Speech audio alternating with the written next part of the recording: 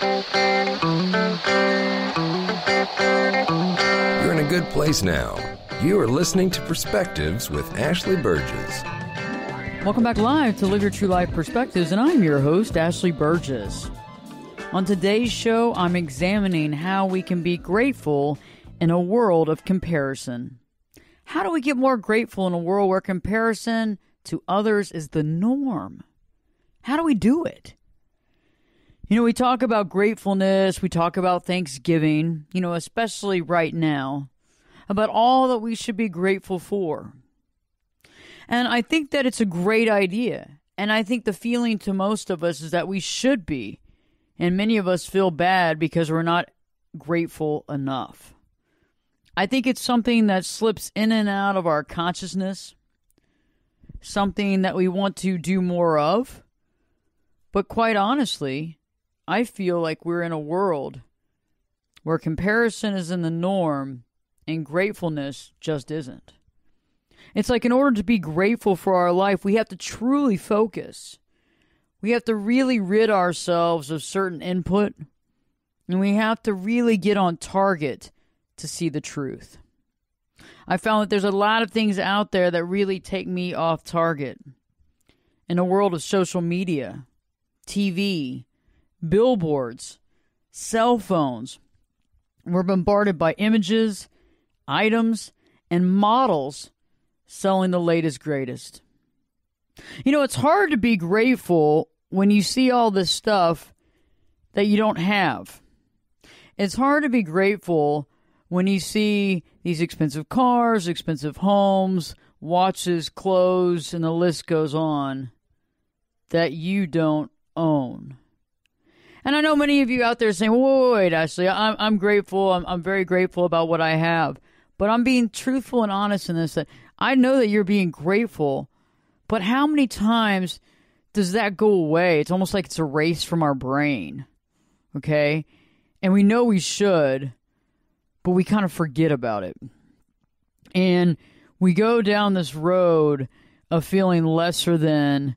We go down this road of feeling like other people are more successful because they have these worldly goods. I mean, I don't know about you, but sometimes I pull up to a restaurant and it's like you got 7 Ferraris out front, like 2 Rolls Royces, a couple of Bentleys, the Bentley SUV, and everything in between. And you pull up and you're like, wow, I'm not wanting these cars, or I'm trying not to covet them. Yes, they're nice, yes. But you're like, golly, does everybody have a $250,000 plus car? And you begin to start questioning your own success level. You see what I'm saying? And I know that many of you out there are saying, well, I don't define money and success as the same thing. And I get you. I understand that because I don't either. But yet when it's in my face, sometimes it's hard. It's not that I define it the same, but then I say, wow, I know I really care about what I'm doing. And I love what I'm doing on this planet. But yet, wow, there's a lot of people making a lot of money doing whatever they're doing. Okay? And it's hard to recenter. And even if you do recenter, part of you says, am I living in some sort of dream world where I care more about helping people than about that? But then part of you sits there and goes, but why can't I have something like that? And so on today's show, we're going to be talking about, how do we stay alive and not get run over by the hyped media bus that makes us feel lesser than, where other people are better, other people are more successful, other people got it together, and we don't. Because I know that that's far from the truth. I know that just because they have XYZ doesn't mean they have it together. We know that money doesn't buy happiness, but, it does make things sometimes easier sometimes. But yeah, nothing buys happiness but being truly, understanding and grateful and having unconditional love. That's what buys real happiness, and health, being healthy. But then again, some of you might say, wow, these people have enough money to have a really great insurance and have this and have that, and they're not ever unhealthy. And there I am struggling to stay healthy. Struggling. And so on today's show, we're going to be revealing how we can be grateful about the things that we do have. And how we can be aware of when we slip into that comparison abyss. How when we can be aware of slipping into that and how we can stop that from happening. Because I've slipped down in that comparison abyss. I've been there, and it's not fun. It's not fun because all of a sudden, everything you do, you begin to question. Your modus operandi, your life. And you begin to compare yourself to other people that you really can't compare yourself to because you're only comparing yourself to an item, a vehicle, a house, a status. There's no comparison of the real heart to heart. It's just items. And that's not true. It's not a true comparison. But in a world where we are surrounded by social media, Instagram, Facebook, Twitter, everything in between.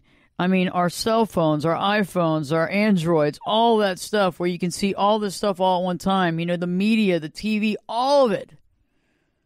We have to get our head on straight. And so how do we safeguard ourselves from falling into the pit of comparison?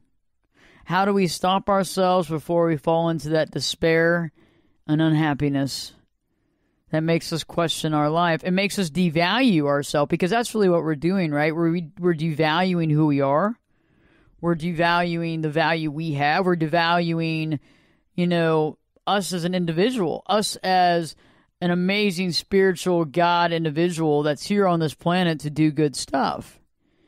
And, this show is dedicated to the person that is out there helping other people, that's out there doing the best they can, raising their family, dealing with their responsibilities, overcoming the stuff that life has been, has put in your way. Has dealt with a lot of issues of their upbringing and understood that they might have not have been in a healthy upbringing, but they're doing everything they can to overcome that cycle. You, the survivor, that's doing everything you can to make yourself better.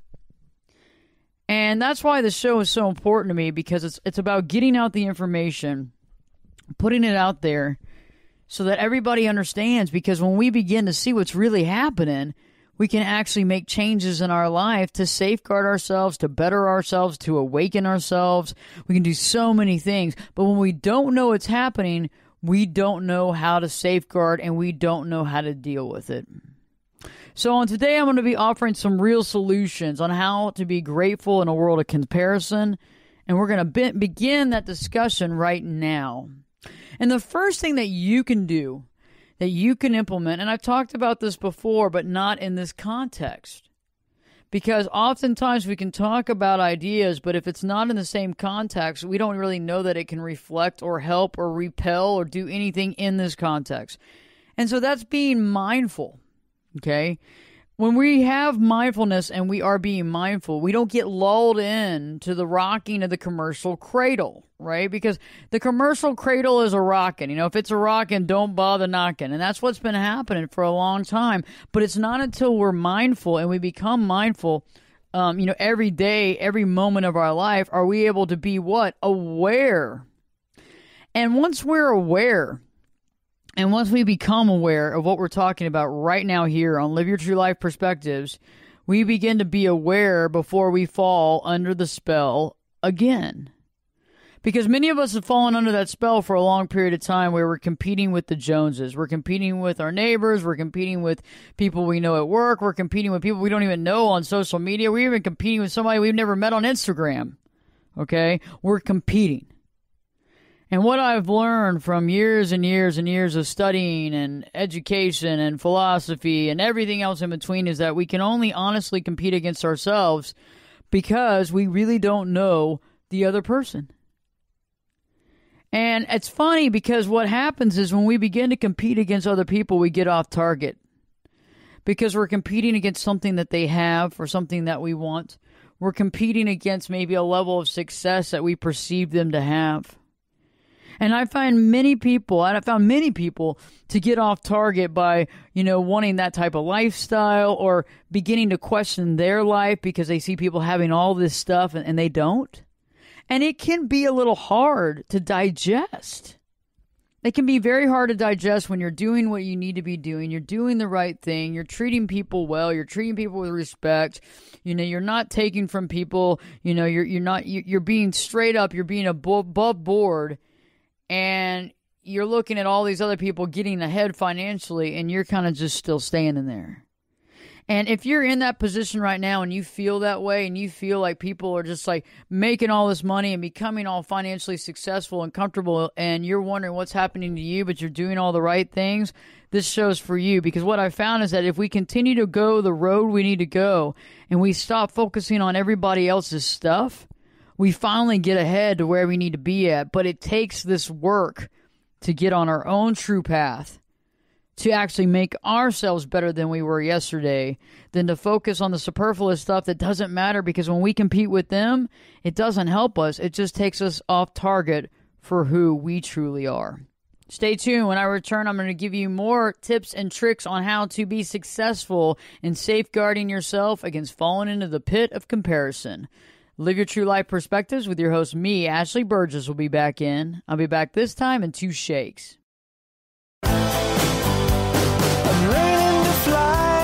Turn it up and jump in the deep end on Perspectives. Now, here's Ashley. Welcome back live to Live Your True Life Perspectives, and I'm your host, Ashley Burgess. On today's show, we're talking about being grateful in a world of comparison. How do we get more grateful? How do we get to be grateful in a world where comparison to others is the absolute norm?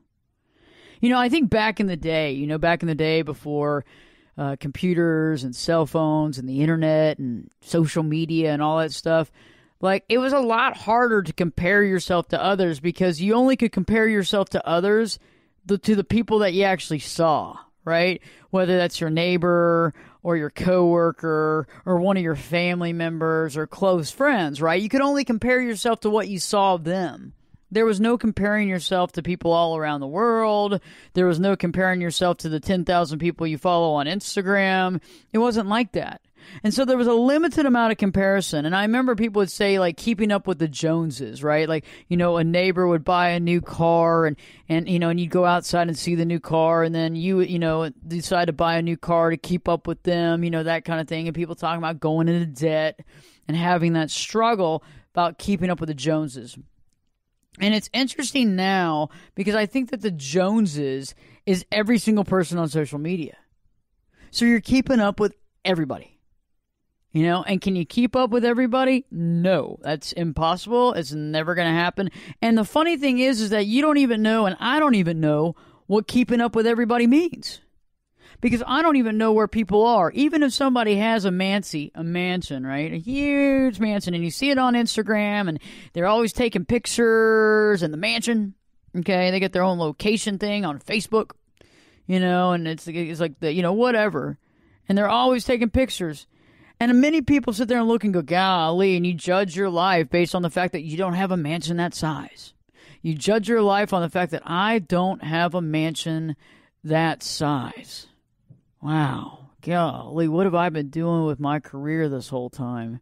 Man, I haven't been socking away enough money. Oh, my God. I'm in a 3-bedroom. I'm doing this and that. And what have I been doing with my life? How did they come into all this money? And okay, yeah, let me stop you. Okay, I understand the pain and agony because I've slipped down that comparison abyss before. Okay, I get it. But we don't really think about the other side of the coin. We don't really think about the fact that, a lot of that is identity.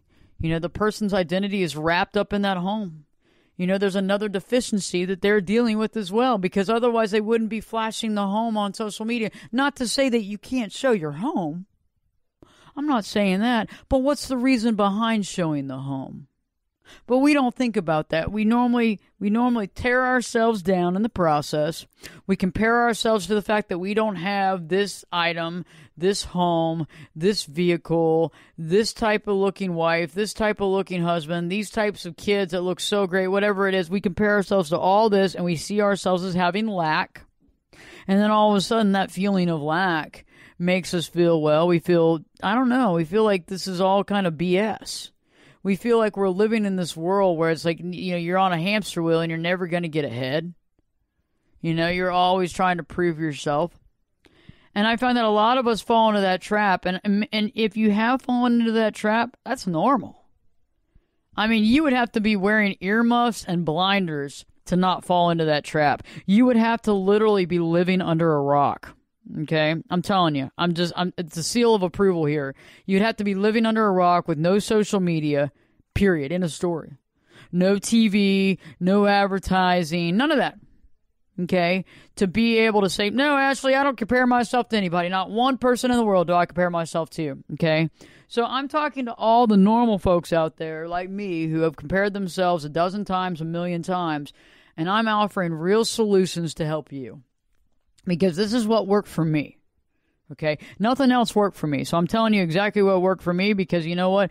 Do I have to work on it still? Yes. It's not like I worked on it one day and all of a sudden now I don't ever compare myself to other people. No. Again, I'd have to be living under a rock. It doesn't happen. I'd have to have the earmuffs and blinders on and earplugs inside of those earmuffs so I wouldn't have to hear anything, okay? So let's begin back with our concept of mindfulness. Right before the break, I was saying that mindfulness, being mindful, okay, really helps us to not be lulled into the rocking of the commercial cradle. Awareness. Awareness is key. Being aware of what's happening, what's being sold to us, what's being positioned to us, what's even being sold to us by somebody we know on Facebook. And I'm not talking about them selling us items. They're selling their lifestyle to us. They're selling who they are to us. Look at me, private jet, look at me. This is my lifestyle. Look, that's who I am. And then you're selling to yourself, wow, man, I'm just not doing good enough. God, they got everything, and I'm over here driving my Prius to work. They got their G5. Do you see what I'm saying? And we compare in between that. There you could be a comparison of you got a Mercedes, you're comparing to a Porsche. You could be comparing the fact that you're driving a bike, you're riding a bike, and somebody can compare themselves from being in a bus looking at you with that nice bike. Do you see what I'm saying? Comparison is rampant based on different levels of life. And so once we begin to be aware of the fact that we're doing it, we can begin to actually stop it. So what really helps me in my life is when I find myself out of my mindful mind and into my thinking mind and on the sidelines of life, and that means that I'm no longer living my life. I'm now comparing myself to everybody else around me and how my life stinks. Okay? When I find myself there, I have to bring myself back. Okay? Because usually we're in a state of confusion. We're in a state of kind of anger, resentment, fear, unhappiness. Like, my life, what does my life mean? And when you kind of hit that spot, that's when you realize that you're in the thinking mind. That means, hey, I've exited my mindful mind. I've exited, where I need to be peacefully within myself. And I have entered this thinking mind of seeing myself as lesser than, I don't have enough. And so when we become aware and we bring ourselves back from the thinking mind, right, and into the mindful mind. And what does the mindful mind mean? Because some people don't know what it means to be mindful. And I'm glad that I'm thinking about answering this because oftentimes we think we know what it means, but we might not know exactly what it means. So this is my take on mindfulness. And I think it's the easiest way to say it. When we're being mindful, okay, I'm going to give you an example. I'm walking down the street and I'm getting some exercise and I'm walking. Okay, I'm exercising. When I'm being mindful, I'm aware of the ground underneath my feet while I'm walking. I'm aware of the cat that crosses the street. I'm aware of the person driving down the road. I'm aware of my heart rate. I'm aware of how I feel inside. I'm aware of perspiration. I'm aware of the wind. I'm aware of my heartbeat. I'm aware of where I am. I can see, the leaves and the wind. I feel good. I can see if I'm feeling good with my endorphins, what have you. That's being mindful. Now, if you were in the thinking mind in that same action, so you're walking down the street, you're getting your exercise, in the thinking mind, you're thinking about, God, I can't believe that happened at work yesterday. And yeah, I can't believe that happened. And, you're thinking about all this different stuff and, you're kind of just not paying attention. Maybe you're on the phone talking to somebody. Maybe you're looking, maybe you're looking on the phone for something on Facebook or something. You don't see the cat. You'd almost get run over by the car. You're just not being mindful. Nothing's, you're not in the moment. You're not spending time doing the walk. The walk is just something else happening while you're really somewhere else. And most of the time in our life, that's what we're doing, is we're somewhere else. And when we begin to compare ourselves, we're somewhere else. We're not being mindful, because if we were actually mindful in day-to-day activity all the time, we wouldn't have time to compare, because that would not be a mindful thing to do. Do you see what I'm saying? And so it would actually take us out of the moment, and we would leave for a little while. And that's what happens when we go into the thinking mind. It's almost like we were playing the football game on the field, but all of a sudden we've sat in the bleachers. Do you see what I'm saying? We've become part of the spectator, no longer the actual player of the game. Okay? And so what I'm saying is, like, get up off that bleacher and get back into the game of being mindful. That puts you back in the game of life and away from just watching others live. And when we actually live our life, we stop comparing, because what we do is we're not putting blinders on, but we're super focused on what we're doing. When we're being mindful, we realize that what we're doing is really important, and so we get super focused on it. And when we get super focused, we don't have time for this outside noise. We don't have time for this comparison. We don't have time for the stuff that doesn't matter. We're focusing on us, okay? And that's what I'm talking about, is the way to beat the game of comparison is by being in the moment, being aware of oneself, focusing on the task at hand, the duty at hand, the activity at hand, and being able to feel where you are. And that changes everything. When I return, I'm going to be giving you more tips and tricks on how to be grateful in a world of comparison, and all these things you can do right now and implement into your life right now to make these huge changes. Stay tuned, because Live Your True Life Perspectives with your host, me, Ashley Burgess, will be back in. I'll be back this time in 2 shakes.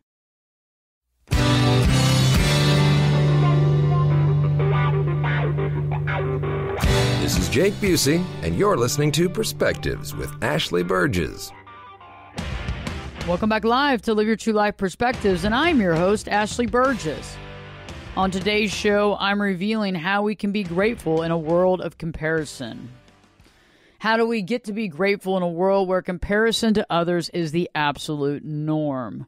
Right before the break, I'd been talking about mindfulness and how being mindful, being aware, understanding what's happening, bringing yourself out of that thinking mind and back into the mindful mind.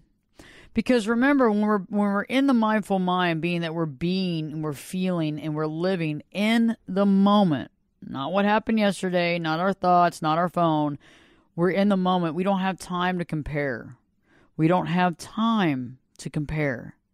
It's not something that we want to do, because there's no time to do it, because we're in the moment living our life, not comparing our life to others, because like the example that I gave earlier, when we begin to compare our life to others, we leave the game of life. So let's say we're playing a football game. We leave the game, we leave the field. All of a sudden we take off, our uniform, and we go sit in the bleachers with the people watching the game. And we don't want to do that. I don't want to do that. I don't want to watch other people live. I want to do my life. And I don't want to constantly compare myself and find the faults in my life and constantly hash and rehash and make myself feel bad about apparently the things that I haven't done right, or the things that I haven't been successful with, because I find that that's just an automatic beatdown that doesn't get me anywhere. So what we can do next, besides being mindful, the second tip and trick is being aware of one's mindset.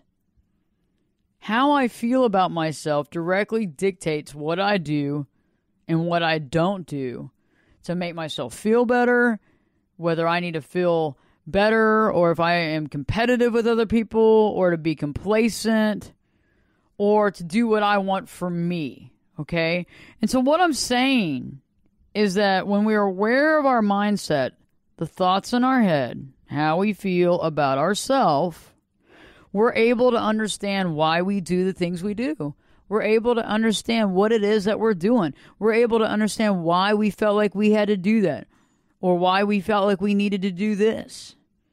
And negative self-loathing, when we have that type of negative self-loathing, we find fault in ourselves. When we have that negative self-loathing or finding fault in ourselves, if we have that kind of mindset, it can get us into a lot of different predicaments. And some of those predicaments can be very expensive. Trying to buy ourselves happiness. Trying to buy ourselves retail therapy, feeling better. Well, if I just had that, or if I just had those boots, or if I just had that car, I would feel very successful. Okay? It can be very expensive. People have lost everything trying to keep up with other people to feel fulfilled. But the problem is that it never fills the fulfillment. It's like when people eat. And by the way, a lot of folks don't realize that anything can be a drug. Food is a drug. Food can be a drug when it is overconsumed, when there's no moderation. And so people can eat and eat and eat to try to fill the void. But that void can't be filled with that. And so it's never going to be enough. The same thing is when we buy stuff to make ourselves feel better. For a little bit initially, that high, that dopamine high, we go, oh yeah, oh, wow, I feel better. But then it goes away. And then you got to buy something again. And then some of us begin to feel guilty about the fact, because you know what? You feel guilty because you know it's not the real reason. It's not the solution. It's you're doing it as a Band-Aid. Okay? And the thing is that we have to get over that negative self-loathing, that negative self-talk, because a healthy self-love mindset will confirm our value. It doesn't say that we're superior to others, but it also doesn't say that we're inferior to others. We just are. And let me repeat that. When we have a really healthy self-loving mindset, it confirms our personal value. And it doesn't say that we're better than other people, and it doesn't say that we're inferior. It just says we just are us. We're us. And that's such an amazing, healthy place to be. But first, we have to realize that the negative self-loathing mindset exists. And I know some of you will argue and say, I don't have any self-negative talk. I don't know what you're talking about, Ashley, But you know what? I'm here to tell you, unless you personally worked on this, you got something going on in the headset. I know I did. About 15 years ago, I worked on mine. And I kind of sat quietly, and when I was by myself and maybe before bed and that kind of thing, I would have some really negative thoughts. And those negative thoughts would really get me into a tailspin. Okay? Those negative thoughts would get me into a tailspin, and because of those negative thoughts, I would either go buy stuff to make myself feel better, I would feel inferior to other people, I would self-sabotage myself, all kinds of things, because our thoughts dictate our actions, okay? Our thoughts are like the music in the background with the lyrics that define our life. And I know many people say, wow, is it really that powerful? But remember, thoughts become things because we act on them. If we think that we're successful and we believe in our honest success, then that's half the battle right there. However, if we believe we are not successful and we believe that we're lesser than, it's so much harder to overcome that hurdle because we're fighting ourselves on this. Because in our heart, we believe we are not successful. So then we have to prove that wrong, which is really hard because you're having to prove yourself wrong. Okay? But the mind, because of its ego, is always right. So if the ego is always right and you say that you're never going to be successful, then you're never going to be successful. But how does that happen? Because when we feel like we're not being successful and we're never going to be, opportunities that come our way, we don't go after. Because we don't feel like that's going to work for us. We don't feel like it's going to come our way. We're not successful. It's not going to happen. So we just don't do it. And so we begin to live our life based on that, and we avoid the successes that we could have because we're telling ourselves we'll never be successful. I mean, I know you probably have a friend or a family member that always talks about how everybody leaves them. Everybody's always leaving me. I never have a friend that ever sticks around. I don't have anybody here in my corner. And, you feel bad at first because you're like, well, golly, that's awful. It's so sad how somebody doesn't have any friends. But when you really start piecing it back, you begin to realize that the reason why someone doesn't have any friends is because they keep telling themselves they don't have any friends and they never keep any friends. So what happens is that when they're in a relationship with somebody, because they believe that they're never going to have any friends and friends never stick around, they do stuff to sabotage the friendships. You've probably had a friend like that literally tried to ruin you. Said some horrible, nasty stuff, da-da-da-da-da. You kept trying to take them back, and they're like, well, nobody's ever here for me. I'm always on my own. I'm always the lone ranger or the lone wolf. And eventually you go, yeah, I've had enough. You keep putting me down. You keep making me feel bad. You leave, and the last thing they say is, see, nobody's ever going to stick with me. Everybody always leaves me. Do you see what I'm saying, though? It's a self-fulfilling prophecy. And this is across the board. And if we actually are believing this self-sabotaging, negative, self-loathing mindset, golly, our roadblocks are already set. We don't need other people to, screw with us. It's already done. We've already done it. It's no big deal. We're done. It's all good. We've beat ourselves down. But, I'm here to tell you there's a solution for that. We can change our mindset. We can be aware of that negative self-talk, and this is something that I work on with numerous clients in my office, and this is something that I work on with every client that wants to be hyperly successful in everything they do, is we got to get to the core of what's holding them back and to reveal the fact and to make them aware of the fact that it's them. And to then become aware of what is the context and what is being said. And then go a step further to working to that to let it go. And there's a whole technique that I have. And then we have to, once we've let it go, we can change our mindset and change it to something different that's successful and better and not a roadblock. But remember, this is something I always say, you can't have poo and put perfume on it. So we can't have the negative mindset and then me add a positive mindset to you, because that's poo and perfume, and that doesn't smell good. We have to get rid of the poo first and then add the fragrance. If you haven't already, check out my YouTube channel. Go to YouTube. Search Ashley Burgess. Ashley, Berges. New content every week, new video content on relationships, toxic relationships, marriage, you name it, it's up there if it has to do with self-help and psychology. Also, check out my website, ashleyburgess.com, Ashley, Berges.com. And you can also see where the show airs. Also, get the information on the podcast. So if you miss the airing of the show on your local station, you can hear the podcast as you go to work or work out or anything in between. Stay tuned, because Live Your True Life Perspectives with your host, me, Ashley Burgess, will be back in. I'll be back this time in 2 shakes. You could be my luck. Get in here. You're listening to Perspectives with Ashley Burgess. Welcome back live to Live Your True Life Perspectives, and I'm your host, Ashley Burgess. This show of Perspectives is dedicated to Chris Devereaux. Chris fought an amazing fight against brain cancer, and he will be forever loved and forever cared about, and I miss him. God bless you, Chris. On today's show, we've been talking about being grateful in a world of comparison and how we actually make that happen. And we've been talking about being mindful, being in the mindful mind instead of the thinking mind, about being aware of our mindset. Do we have a negative self-talk? What are we saying to ourselves, and what are we creating in our life? What are we manifesting? What are we actually creating by our own thoughts? Our thoughts become things. When I think terrible things about myself, I put a huge roadblock in my way, and I act accordingly to those things, those self-limiting thoughts.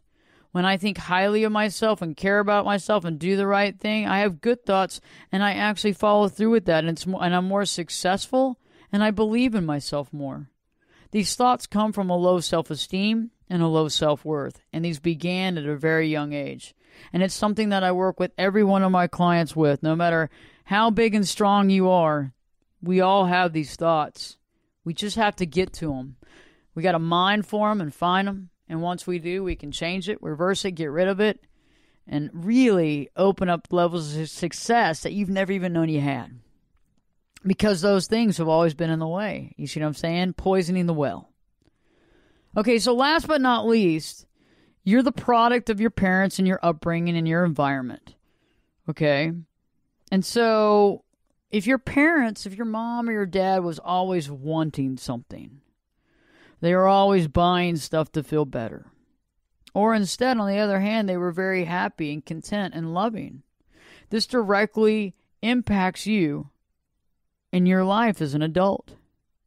Were your parents or are your parents healthy? So when you were a child, how were you raised? Think about this kind of stuff.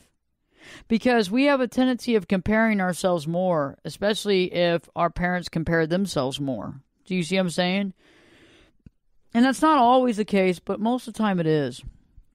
And I want you to take a look at that and really focus on it and think about it. Because, if mom and dad were always looking for the latest, greatest, and you wonder where that comes from, I don't think you have to look that far. And you can change that by realizing that this is a cycle. It's a pattern.